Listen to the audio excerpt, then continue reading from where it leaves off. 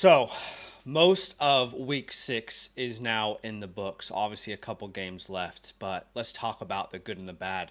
Chris Godwin, Sean Tucker, Caleb Williams, the rookie, Joe Moneybags Mixon coming back from an injury, Jordan Love, Bijan Robinson, Durka, Derrick Henry. Those are names of players that won you your week. You're probably here to talk about the opposite. Let's talk about players that probably cost you a win in week 6. And we'll talk about if it's time to panic on these names or if there's good rationale and good reason to still be in. I'll give you my panic level for each one of these players. Starting off with the player that I had featured on the bust video before the week. If you guys don't know, we have a weekly video where we essentially tell you guys 5 players that we think could bust in the upcoming week. And for me, one of those players this week, I'm sorry to do it to you. One of those players was Brian Thomas Jr. Got a lot of hate for this on the bust video, okay? If you don't know, definitely check out that series that happens weekly.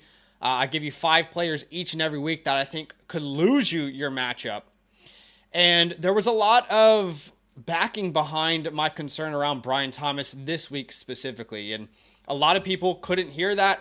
They thought I hated Brian Thomas. They thought, hey, look, Brian Thomas is matchup proof. I don't feel like he's in that range personally of his career. But the main reasons for the bad matchup here, the Chicago Bears were giving up the 3rd fewest points to fantasy wide receivers going in. Jalen Johnson is locked down. Combine that with the fact that they flew to London late because of the hurricane. They had barely any time to adjust to the schedule, probably still jet lagged while they're playing the game. You also combine that with the fact that Trevor Lawrence is, at points accurate, at other times inaccurate. And by the way, can we give some love to Trevor Lawrence today for a second?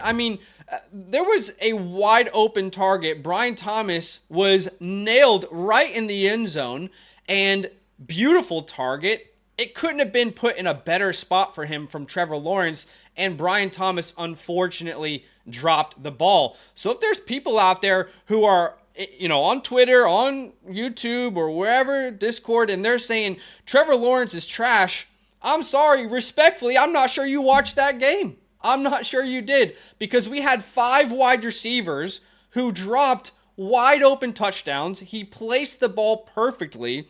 So if you're out here and you're saying this is Trevor Lawrence's fault, respectfully, you didn't watch the damn game. But the question is, are we panicking on Brian Thomas Jr.? No. And I said this literally in the video this week. This is not a good matchup, but we will play him in plus matchups, okay? So Chicago this week, then next week he has New England. We'll put him right back into our lineup in a much better matchup versus the New England Patriots. Remember, the wide receiver 11 coming into week number 6, but the matchup was just something I just didn't believe in. There was too many signs that concerned me personally. We decided to sit him in a couple leagues. Hopefully you did the same. He will bounce back. My panic level is non-existent. All right, 0 out of 10. You don't panic on Brian Thomas Jr. All right, do me a favor, go ahead and smash that like button to show some love on today's stream, guys. I got a like goal of 300 likes. With your help, I think we can get there. We're already at 80. You guys are incredible. I appreciate you so much, love. All right, moving on to the second player, another rookie that disappointed in week 6. That is Marvin Harrison Jr. And look, let's be fair for a second. This really isn't on Marvin Harrison Jr. He left the game with a concussion. He did not really get a chance to have a good game, right? Only had 2 targets and then left the game with that concussion. We can actually have a look at this together here. On the day, he played about 8 snaps, okay? So really, this is not something that's predictive of moving forward, of how we will adjust. You got a guy who played 13% of the snaps, gets knocked out with a concussion. Who knows what he could have done in that game, right? So really, we'll talk about Marvin Harrison Jr. here, but I want to just be very clear. This is not a name that I'm panicking on. I don't see any panic bells or panic alarms that I'm wanting to smash with this one. It's just the unfortunate reality of, look, this is fantasy football. Players get injured. Players go out of the game.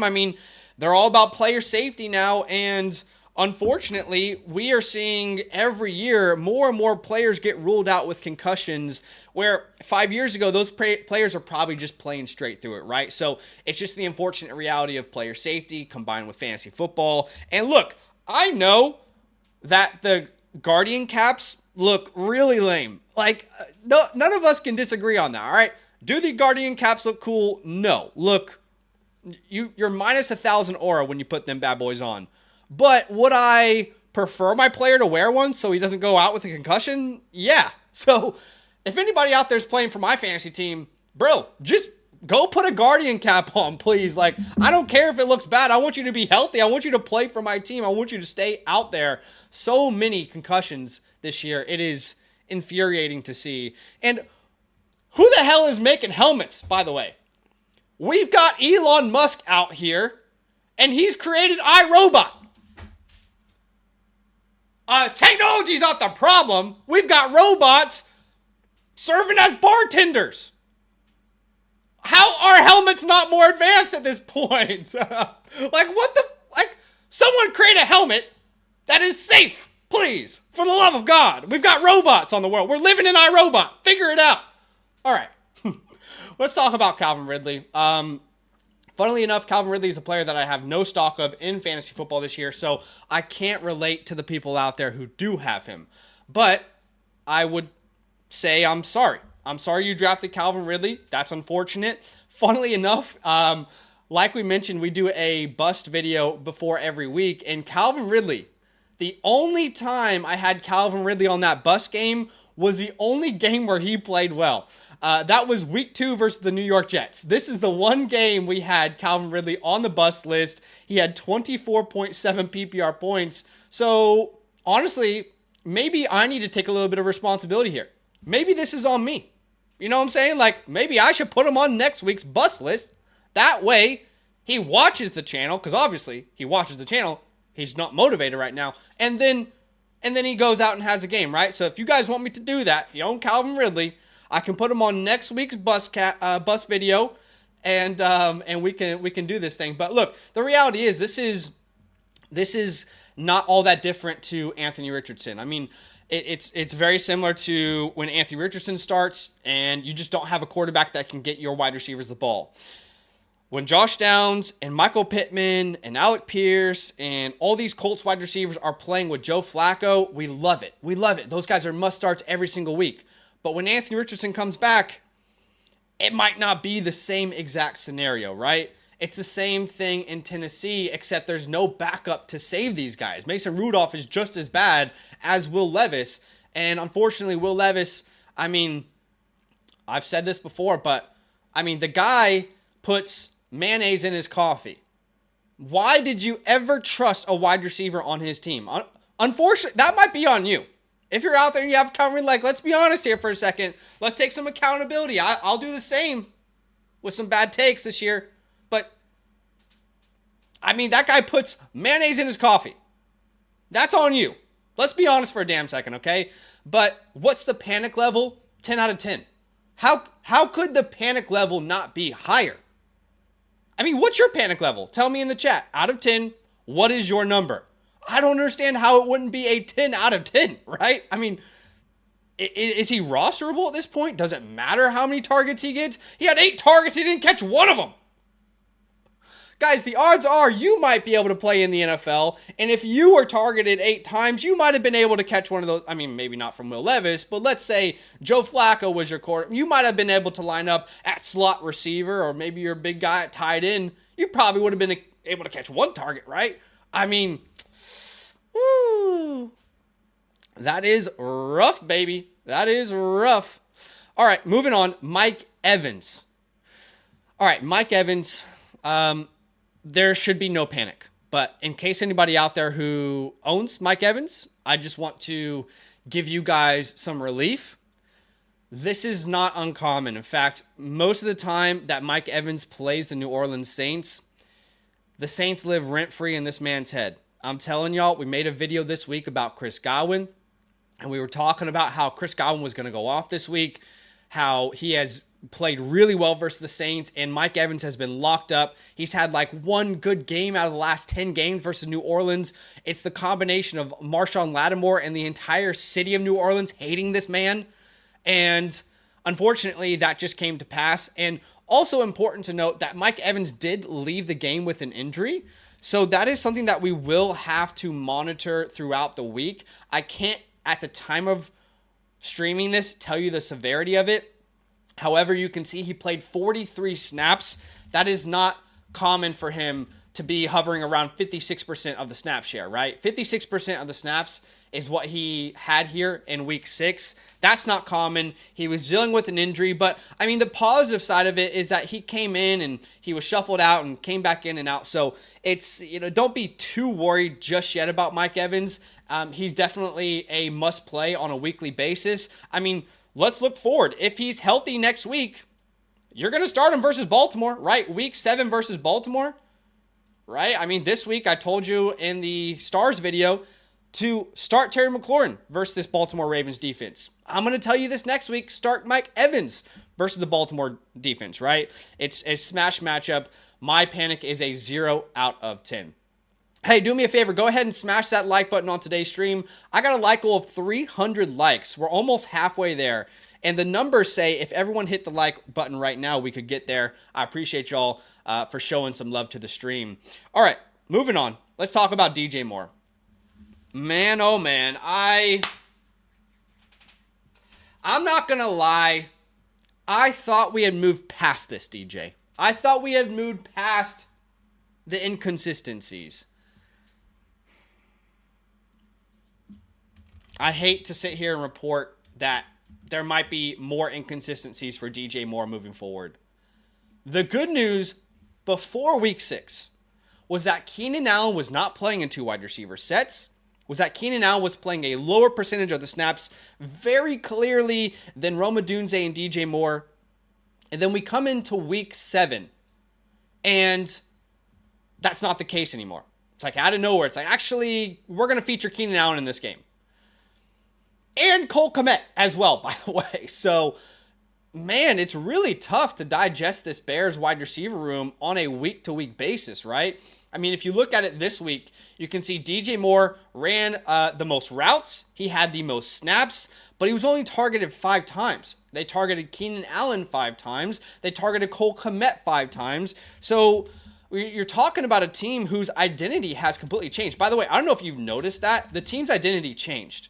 In the first 3 weeks, very pass-focused. In the last 3 weeks, or 4, right? Math is hard. We have been more focused in Chicago on running the ball. You can see down there at the bottom, 24 passing attempts is what I meant to say. 24 passing attempts. All right. If the Bears are going to hover around that number, and let's just have a look here real quick at Caleb Williams and his passing attempts. Okay. In the first 3 weeks, 29 attempts, 37 attempts, 52. A identity change happened in week 4. I've been saying it for multiple weeks on the channel, and we're starting to see it more and more and more, right? So you can see here, 23 attempts in week 4, 29 in back-to-back weeks in weeks 5 and 6. So if you're getting around 20 completions a game on average, depending on how accurate Caleb Williams is any given game, how many weeks can you rely on DJ Moore? I'm not fully panicking. I'm not pressing the GG's button. I'm not freaking out. But a 20% target share on a team that is starting to build their identity around the run game is for sure concerning, right? So what's the panic level? I mean, for me, I'd say the panic level is probably like a 5 out of 10. We're not freaking out. We're not going to overreact. We're not going to sell DJ Moore on the low. But we're certainly going to sit here and recognize that his weekly ceiling, his weekly outcome, the consistency is certainly not what you drafted him to be. And look, Caleb Williams is great. But the reality is, Keenan Allen is also a good receiver. Rome Odunze is a fantastic prospect. And Cole Kmet is someone they're going to use in the red zone. So, if you're out there and you own DJ Moore, take a step back, be honest with yourself, and say, do I panic sell DJ Moore? No. Do I lower my expectations on a weekly basis? Yes. All right. You're not expecting a wide receiver 1 finish from DJ Moore this year. You're expecting a wide receiver 2, top 15 to 20 type of range for DJ Moore. That's probably the outcome. And on certain matchups, if you have a stacked roster in a small league, you might need to look at what options you have. All right, moving on to the next receiver. Let's talk about Darnell Money Mooney. Is the Linsanity run over? Is it over? Is it all Jover for Darnell Mooney? Let's talk about it. So, here's something that you can't say, all right? If you own Darnell Mooney, you can't sit here and lie to yourself and say, well, they never needed to throw the ball, right? That could be the narrative you could throw out this week, right? Well, look, they technically didn't need to throw the ball. They were up the entire game. The Panthers weren't competitive. That's just not true, is it? I mean, the Panthers were pretty much competitive throughout 3 straight quarters. The fourth quarter, yes, it definitely got away from them, but this was a game where at halftime, the game was still in hand. In the third quarter, the game was still in hand. And unfortunately, when you have a scenario where you have names like Kyle Pitts, you have names like Bijan Robinson, you have names like Drake London, not every week a name like Darnell Mooney is going to hit. He's absolutely still someone that you start on a weekly basis. Absolutely.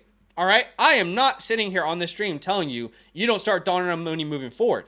What I am telling you is that probably what your expectations were last week were a little bit unrealistic, right? I mean, could we agree? Can we agree on that?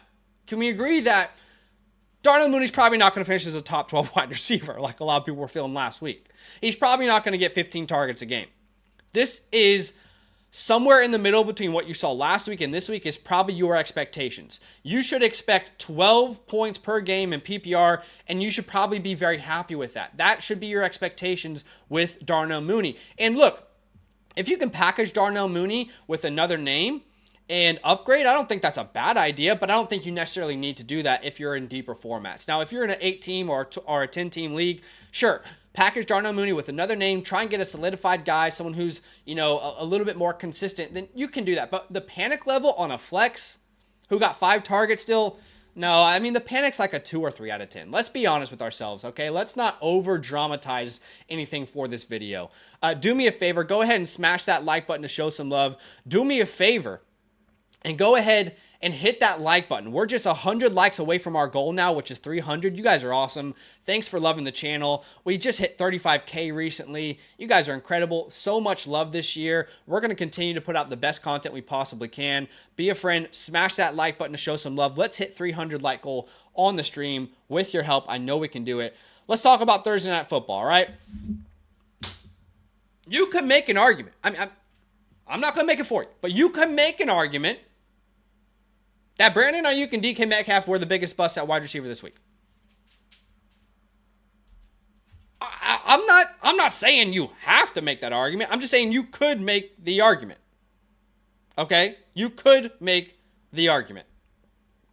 But look, here's the reality. For DK Metcalf at least, I think he got just super unlucky. Extremely unlucky. I mean, how are you supposed to look at DK Metcalf's game, the target share, 11 targets, the called back touchdown, the missing a touchdown by inches because his foot was barely out, and be panicked?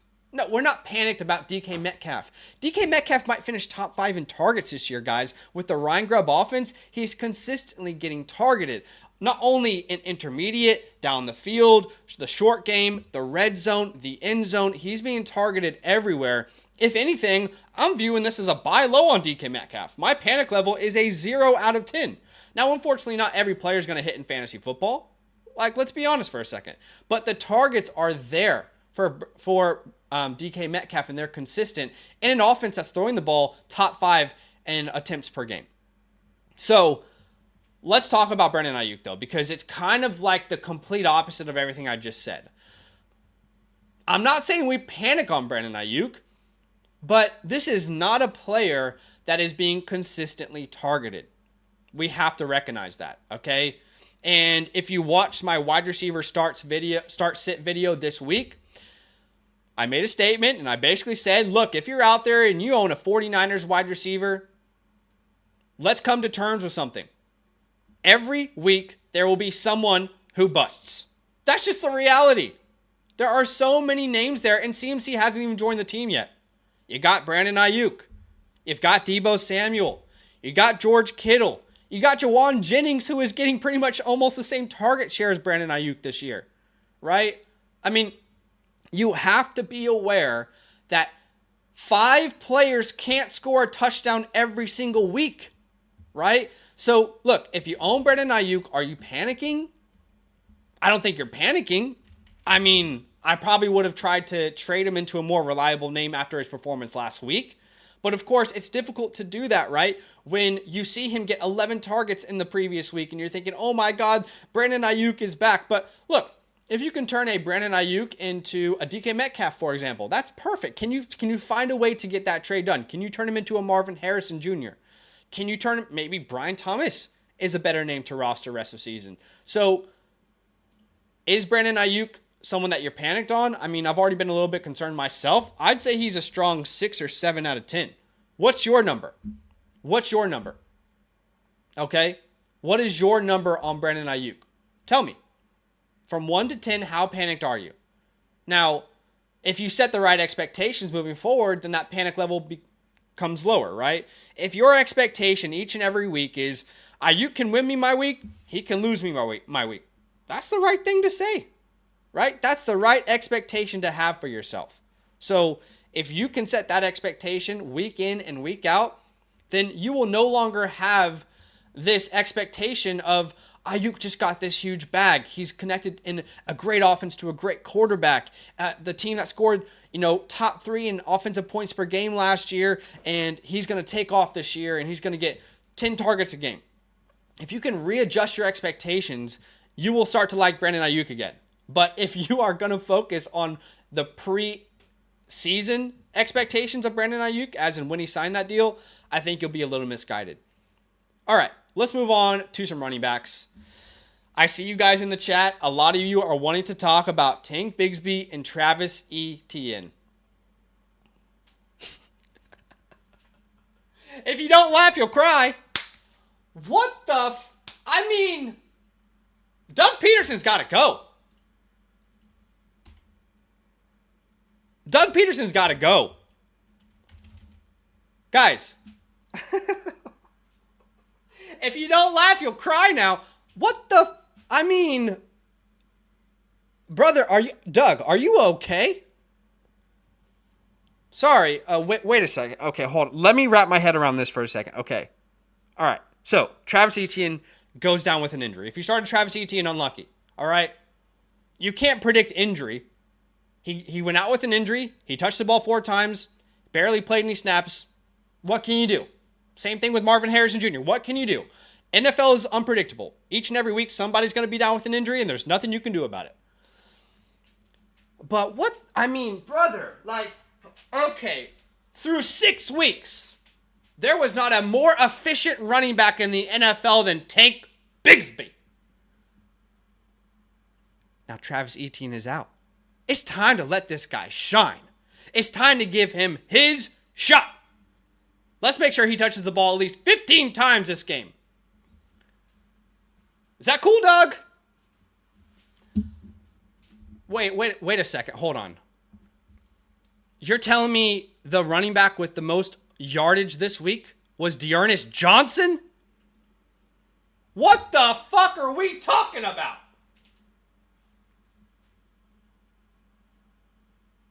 What are you talking about? Dearness Johnson?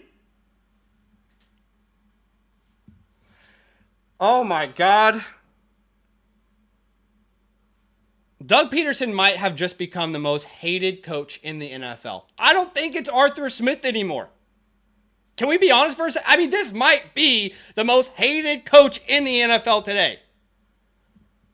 Dude, Tank Bigsby was the most efficient, dynamic, explosive, make your man miss, yards after contact, missed tackles forced. Through 6 weeks, nobody was doing it better.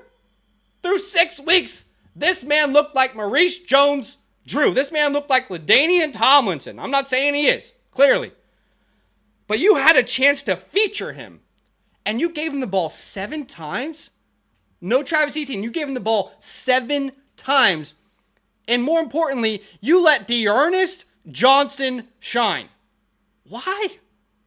For what reason? Are you trying to upset your own fan base? Here's the reality. Travis Etienne is a 10 out of 10 panic. If you own Etienne and you're not acknowledging that, you're just being dishonest with yourself. You don't have to be honest with me. Be honest with yourself. He was dealing with a injury, and now he picks up another injury, which is a hamstring. He doesn't come back into the game with a hamstring.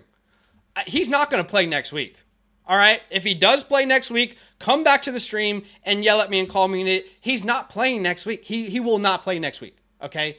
And now we have to ask the question, because the opinion of the common fantasy player was, well, if Etienne's out, Bigsby is a smash start. That's what we thought. But Dearness Johnson apparently is the preferred name given game script, right? Well, we were down. We needed a pass catcher. You're kidding me, dude. You're cheesing me, dog. So this looks like hell. This is awful. This is awful. I mean, sure, you can roster Bigsby, and you probably should, because next week he plays New England. And you can play Bigsby next week. But just be aware, if Drake May somehow balls out, and Drake May look pretty good this week, and they're in a negative game script, you might end up being upset that you started take Bigsby, even though it makes all the sense in the world. So this is unfortunately the reality that we live in today. We live in a world where Doug Peterson can do whatever he wants, and there are no repercussions. All right, moving on. Let's talk about James Conner. Man, I'm not going to lie. It was looking real good for James Conner through 6 weeks. I mean, James Conner looked like the steal of the draft. And he very well still could be, okay? Let's not overreact too much. But my panic level is probably inching up to about like a 3 or a 4 right now. And I'll give you some reasons why, okay? Let's start with his usage. So, if you look at the first 5 weeks of the season, we're talking about a player who had at least 14 to 18 PPR points every game except for the game versus Detroit. That was a tough matchup versus Detroit, right? I mean, in week 1, 20 touches, 22 touches in week 3. In week 4, 19, 22 touches again in week 5 versus the Niners. So, we come here and we look at the snap percentages. You can see James Conner had 16 snaps. James Conner played 27% of the snaps, ladies and gentlemen.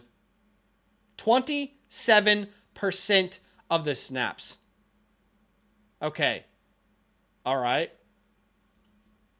Meanwhile, Trey Benson is at 11 snaps compared to 16 for James Conner. Look, this could be a couple things, all right? This could very easily be, look, Cardinals were down.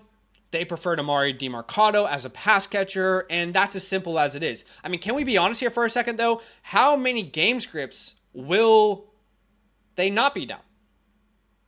That defense can't stop a soul. So there has to be some level of concern. We're not going to full-blown panic here, but I do think probably 3 or 4 is where you're at right now with James Conner. We know he's good for an injury almost every year. So you've been lucky so far, if we're honest with ourselves, right? I mean, go look at every season he's been in the NFL. He hasn't had a single season where he hasn't been injured. So you've been lucky so far. He's been great in fantasy. Trey Benson's very talented. Maybe he gets a larger role throughout the season. You know, I know it's so easy in the first 5 weeks to think you know everything about the NFL, and this is exactly how it will be forever. Each and every year, that's not the case. But now in negative game scripts, we're seeing a season low snap percentage. Again, 27% of the snaps. Now, I know he was dinged up with some injuries. Okay. What game is he not dinged up with injuries? Let's be honest. But that is a season low. 27%, very low for him. I don't know. If I had James Conner, I would be interested in packaging him in a trade. I wouldn't be opposed to it. I'll be honest with you. I would not be 100% opposed to that idea. You know, can I turn James Conner into a James Cook? I probably can't turn him into Montgomery anymore. Can you try and get Jonathan Taylor, who's injured right now? Are you 4-1? Will you be 5-1? Can you wait on CMC?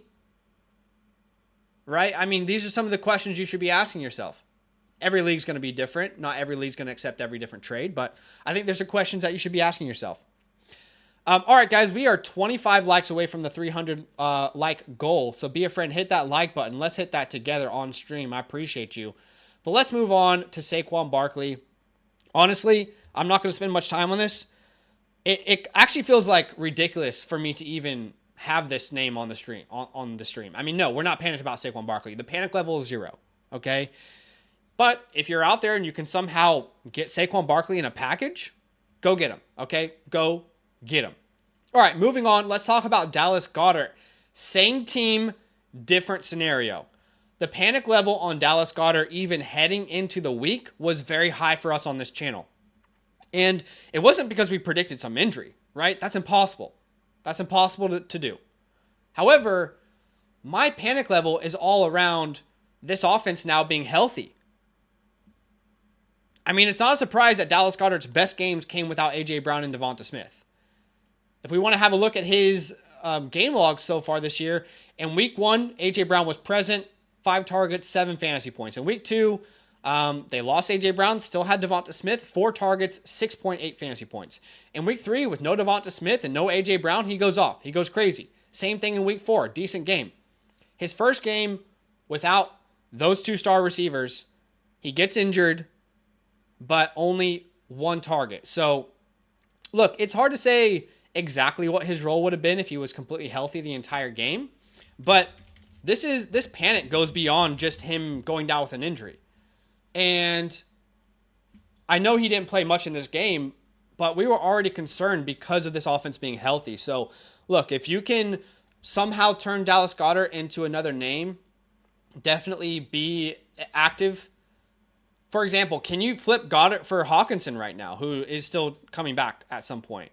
Can you flip Goedert for a Komet, right? How about a Dalton Kincaid before Monday Night Football, who is not playing that well? How about Tucker Kraft? Can you find a trade package, some sort of deal where you get Tucker Kraft off a bad game for him? So that is, like, to me, the panic level is like a strong 8 or 9 out of 10, personally. And the last thing we'll talk about today is Tucker Kraft. So clearly, I just told you guys to go trade for Tucker Kraft if you had Dallas Goedert. So, no, the panic level isn't very high for me. I think you can chuck this up to game scripts. There really wasn't a moment in this game where it was in doubt. If you look at Cardinals-Packers this week, the Packers were pretty much up the entire game. Most of the second half, they really didn't need to throw the ball at any moment. So clearly that's not going to be the same case every single week. Next week, for example, they face the Houston Texans.